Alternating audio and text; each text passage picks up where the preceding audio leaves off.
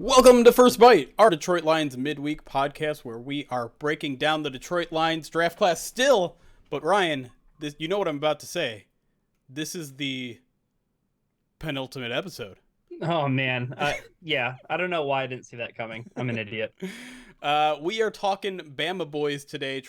We got Travis Rear from Bama Online to talk about Brian Branch, Jahmyr Gibbs, a little bit of Jahmyr Gibbs. This is going to be a Brian Branch focused episode because we have more to talk about with Jahmyr Gibbs since his college career expanded beyond Alabama. But Travis, welcome to the show, man. Hey, thanks for having me, guys. I appreciate you joining us. We're very excited about this one because there aren't a lot of college programs better to pick from than Alabama, and the Lions having two of their top four draft picks coming from this program is certainly exciting. But let's step into Brian Branch. Let's waste no time here. Let's talk about when he landed with Alabama some 3-4 years ago. 4-star recruit, two-way athlete, playing wide receiver, safety in high school. What was kind of the initial reaction when they landed that commitment? Yeah, they figured they were just getting an all-around football player based on his high school career, and it certainly played out that way. And for a guy that wasn't an early enrollee, he really did come in and make a quick impact. Alabama had a need specifically, and it's sort of sub-package roles with an emphasis on that slot corner and maybe even the dime back position. And he and another true freshman, Malachi Moore, who will be back for Alabama this season, really battled it out, starting with that initial fall camp. And it was actually Malachi Moore early on through the latter stages of that camp who sort of took those roles by the throat, so to speak. But then as the season wore on, Brian got some opportunities in the dime to go along with competing against Malachi. And then, as he sort of moved through his career, he became that option in the slot at what they call the star position. And just a tremendous run that he had at Alabama. Outstanding tackler in space, became a really effective blitzer, and a guy that, you felt good about in some man-to-man matchups when you had him inside there at the star position. He even returned some punts. Had a punt return for a touchdown in 2022. So it's a guy that when you say football player, that this is the guy that comes to mind for Alabama over the last 2 or 3 years. That's another mark on our bingo sheet, Jeremy. I think everybody we have on says that each player the Lions drafted is a football player first and foremost, and Brian Branch definitely checks that box. So, Travis, can you talk a little bit about how rare it is for a freshman to come in and start and especially play that position that that star position that you're talking about? He's essentially an extension of Saban on the team. Like, how rare is that? It is. We've seen guys like Minka. Well, put it this way: Minka Fitzpatrick is another guy that comes to mind, and that's about pretty it. Good.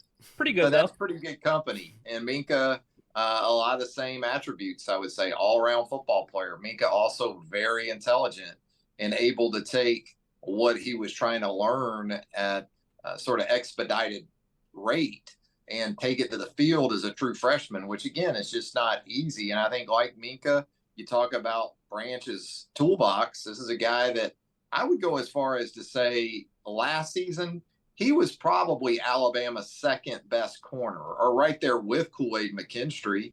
But they needed him in those sub-package roles because they play so much nickel and they play so much dime. He was that valuable. Could start at either safety spots, star, money, as they call it, in the dime. But it is rare. There's a lot of guys that show up in Tuscaloosa with a skill set, with talent, but actually being able to get the mental part of it down and protect themselves from bust and blown assignments. It's not that easy to do, and Brian was able to do that. But can you talk a little bit more about the star position, because we're kind of, I think the Lions are maybe developing something kind of similar with the versatility they have in a lot of their players right now. Specifically, it looks like C.J. Gardner-Johnson is maybe filling a similar role for the Lions this year, where he's playing a lot of nickel, but occasionally dropping back to safety. Maybe Brian Branch is kind of following in that mold. Is that kind of what the star position was like at Alabama? Yeah, that's it. Football in general at just about every level has evolved to 11 personnel as a base offense, which means defensively, you're going to have the nickel on the field, 5 defensive backs. So that star position, or as some people call it, a slot corner, it's a base position now. Early on, for example, in the Nick Saban tenure at Alabama, going back to the late aughts, Alabama played a ton of just base 3-4 with a 4 defensive back look behind it. But as you got into the mid-teens and even more into the 2020s and this era that we're in now, Alabama more than probably 80% of the time is in what some people would call a 4-2-5, 5 defensive back look, and a lot of even 3-3, 5 at times. But they play some 6-man dime a good bit, and that's where you got to have these kind of guys, this versatility, this ability to tackle in space, to be physical against the run. I mean, you're essentially in a 4-2-5, you're replacing an outside linebacker with a defensive back. Mm-hmm. So, there's still an attractiveness to trying to run against that look, because defenses are lighter in terms of personnel with that many players on the back end. But that's where a guy like Brian Branch has that physicality, that willingness to sort of really put his nose in there. And also as a pass rusher, they like to bring that position on some pressure looks, whether simulated or real. So he really took on more of that role as his career moved on at Alabama. And again, a guy that can cover well enough. That's what will be interesting with Brian at the next level at the star position is can he carry that over against elite sort of third receiver types, even tight ends nowadays, right? Kelsey and these guys, covering those guys isn't easy either. No, it's not. Jeremy, 4-2-5. That sound familiar? It sure does. And yeah. I'm glad you mentioned his blitzing abilities too, because I think we've already seen them kind of test that in OTAs and minicamp. So that's something that I think certainly caught their eye too as well. Yeah, he improved in that area, maybe more so than any other. And that's saying something. And it made sense, especially the last couple of years, because offenses had to account for Will Anderson and Dallas Turner. Right. So to be able to have an extra guy that you could bring in some of those looks, you could punish some defenses that maybe overemphasized those guys on the edges. Travis, where do you think you saw Brian's personal improvement, his growth over the course of Alabama? How did you see that, and where did you see that most over his 3 seasons there? I think he was a guy that showed up at a pretty high level in terms of maturity. You don't get on the field. That's a big part of it. Knuckleheads typically don't get on the field as true freshmen. They might get on the field on kickoff coverage or special teams, but to be entrusted with a role like that from a coach like Nick Saban, whose pride and joy throughout his career has been the secondary, as we know, that takes some doing. And so, I think that if he's answered some questions maybe from that standpoint, and I don't really think there were many to begin with, it's just the toughness that's required to handle the kind of role, mental toughness, because, this was a guy early on in his career, and he found himself, I want to say as a true freshman, matched up against guys like Kyle Pitts of Florida. And in that SEC championship game, had great coverages in some instances, but just got out NFL'd at the time by a guy like Kyle Pitts. But the thing about Brian was he just kept coming back, just dependability. I think some people look at Brian and think this is a jack of all trades, but is he really a master of one spot? That's what's going to be very intriguing to watch play out during his NFL career. And that may have something to do with why he ended up in the second round. But from a maturity and a mental perspective, I think he's as ready to go as just about any player Alabama sent that way in the last few years. You mentioned, maybe not having a superpower, maybe not, being that jack of all trades. But the one thing that pops out, at least on the box score, is those 14 tackles for losses last year, which is kind of insane for a defensive back. And you mentioned the strong tackling ability, like no missed tackles, I think, in the past 2 years or whatever it was at Alabama. What makes him such a good tackler? Is it the instincts, just knowing where to be right away? Is he just a good form tackle? Is he just kind of a ruthless guy that isn't afraid of contact? What is it about his game that lends him to be such a great tackler? I think part of it's the positions he plays. I Mhm. mean, you play that star position and you play some money in the dime, you're going to be freed up to Yeah. make some tackles, but don't get it twisted. I thought he was clearly Alabama's best tackler. Yeah. Certainly in 2022. And I know he wasn't Alabama's leading tackler, but if Alabama had to make one tackle last season, I would have put my money on Brian Branch making that one tackle. And I do think technically he's very sound. Fundamentally, he's very sound. He's a guy in the positions that he plays that, you don't see him give up that outside shoulder on perimeter plays, whether it's perimeter runs, whether it's the quick game, the quick screens, those type of things. He's a quick diagnoser of things. And he has a nose. He has a willingness to make plays. And so I think all those things go back into making him the type of tackler he is.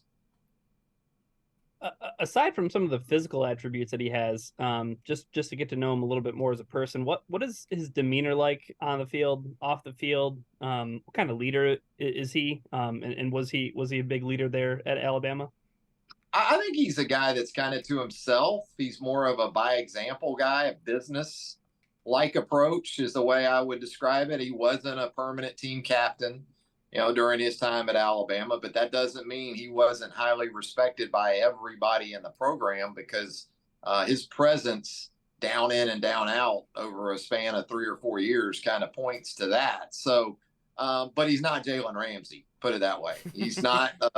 He's not an exuberant guy on the field. He'll play with some fire and some emotion, but he's not over the top in how he goes about things, what you'll hear from him in the media, any of those type of situations. He is, I think, the epitome of a business-like individual. I think he comes to Detroit probably with a little bit of a chip on his shoulder after being on hand for the first round of the NFL draft, and I give him a lot of credit. Came back the next day and showed up and got his moment with Goodell and his selection there in the second round. So, I think you're getting a guy that, again, maturity, just competitiveness, and then a really good athlete too, and a guy that can help in a multitude of ways. I kind of view him as like a silently intense guy. Is that kind of a fair characterization? That's what I get. Yeah. I mean, that's what I'd say that's a fair assessment. When was like the first time when you saw that guy play where you're like, okay, this guy is not only going to be a really good Alabama player, but he might have a chance to make some noise on Sundays?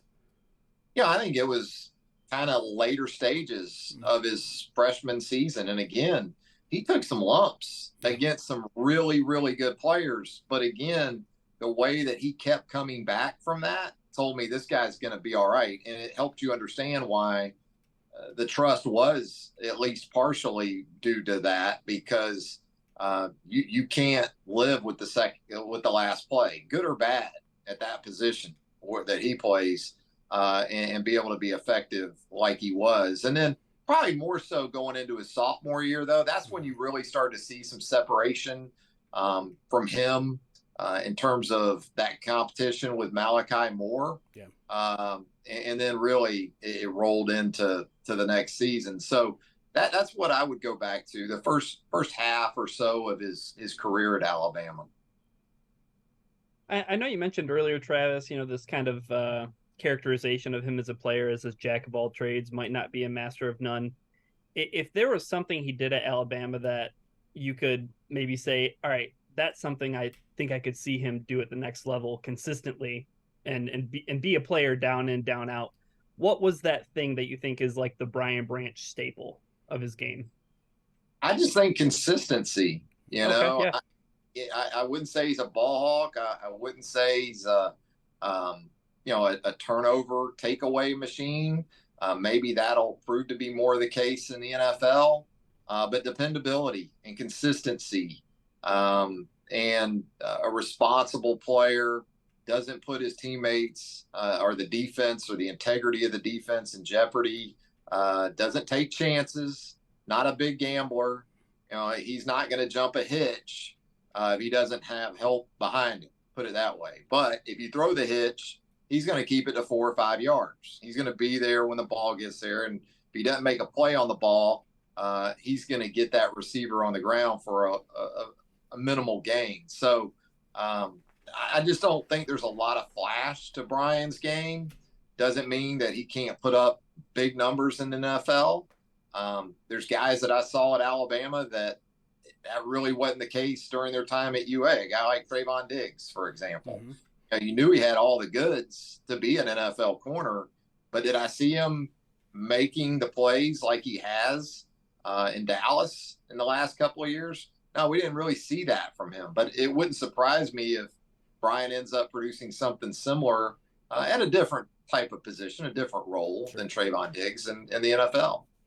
Yeah, you mentioned consistency, and another kind of weird statistical anomaly that is fascinating to me is he had 9 pass breakups in each of his 3 years. 9, 9, and then 9. We've talked a little bit about his coverage abilities, but I'm curious where he succeeds there, and maybe where does he need a little bit of work? Is it just like, because the way you just described it sounds like he's just kind of like I'm going to do my job and I'm not going to step out of that box, which obviously has plenty of value to it, but maybe not, like you said, the ball hawking skills. Is that fair to say? Yeah, I think that's fair to say. And you hit on it with the pass breakups during his time at Alabama. Just you could almost rubber stamp him. And he understands his role. He's athletic enough to capitalize on opportunities when they present themselves. But again, he isn't the type that goes rogue, right? If you've got a coverage called, he's going to play your coverage. And you can depend on that. And he can make plays on the football. It didn't really show up maybe as much in interception numbers. But again, he's going to be solid in coverage.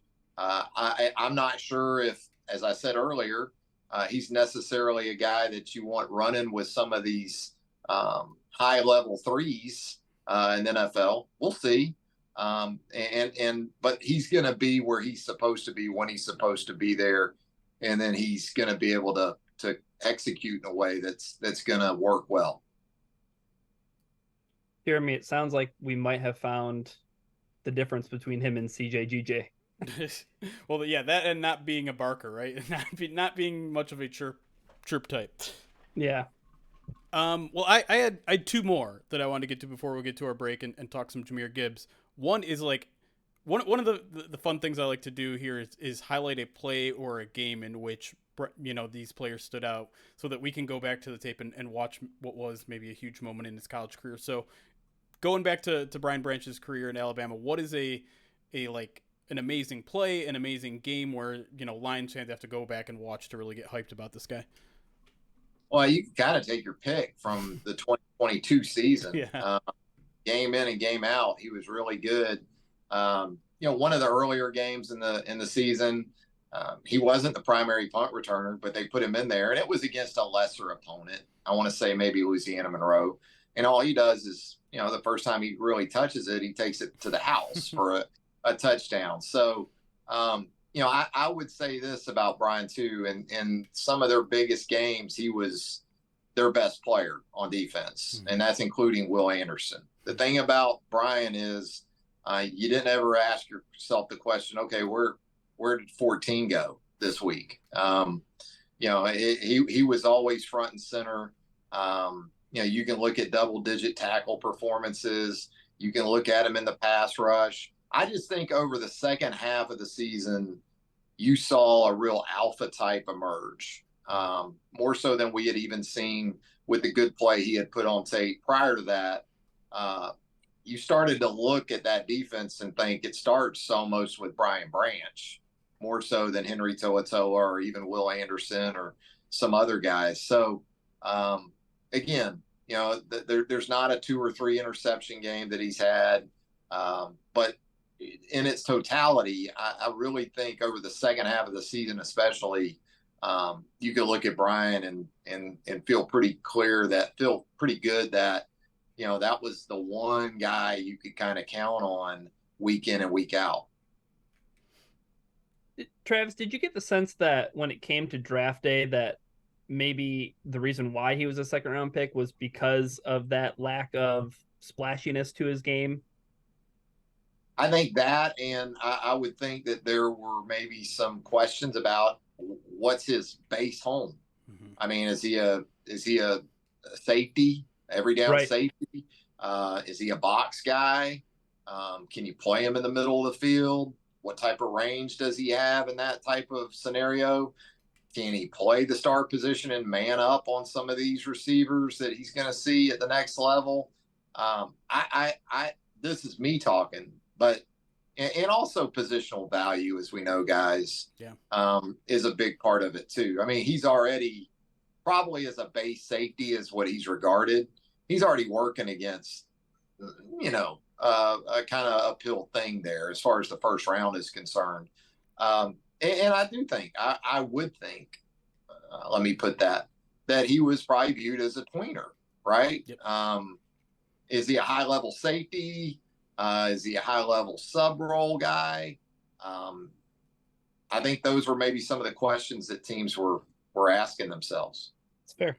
Yeah, I think that's fair too. And since this base nickel world that we're living in is still fairly new in the NFL, I think NFL franchises are trying to figure out how valuable a guy like him is, a position like that is. There are some really good players like that in the NFL, and even a guy like CJGJ, Ryan, like, he did not get the contract that everyone expected, even though he's playing that position at a very high level. Yeah, for sure. And I know athletically, in terms of their body type, remember Isaiah Simmons, right? A guy who was drafted is he a linebacker? Is he a cornerback? Like, what does he do? And you kind of get lost in the minutia of a defense if you don't really have a defined role. Yeah, you took Brian, as we talked about earlier, you took him as really a football player, right? If you're the line where you took him. And then we'll figure it out. Yeah, and they like those guys. Regardless, we feel like we're going to get a really, really solid defensive back who can also help us on specials, right, on teams. True. So there's some value. You don't take a guy in the second round to play special teams. I understand that. But it's nice to know that you can get something from that player in that area too. Yeah, I mean, they considered it for a game with Jameson Williams last year, so I wouldn't put it past them.